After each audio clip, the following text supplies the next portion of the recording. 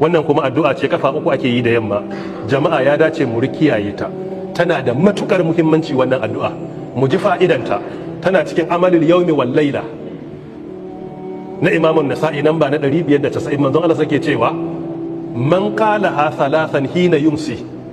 lam tadurruhu humatun tilka al-laila la ilaha illa Allah. Fiyayyan halitta as-sadiqul masduq yace sallallahu alaihi wa alihi wa sallam a wannan hadisi na amalul yawmi wal laila 590, duk wanda ya faɗi wannan addu'a kafa uku da yammaci,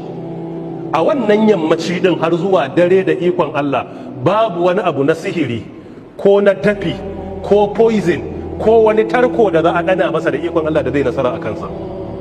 In kai kafa uku a wannan yammaci har zuwa dare babu wani abun da zai same ka.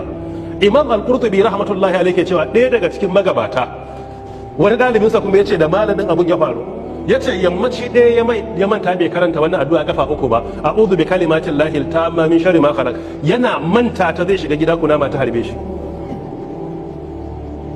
kawai manta ta sai samu harbin kunama saboda ya shiga cikin huma din da ake magana. In ka faɗe ta duk wani abu mai dafi da za a iya cutar da kai da shi, ko sihiri ko maciji ko kunama ko wani abu wanda idan ka bai gani ba ko a duhu ne ko baka shirya ba, da ikon Allah Allah zai kare ka kafa uku kai wannan. Abinda za a je wajen boka a shirya maka sihiri ko dan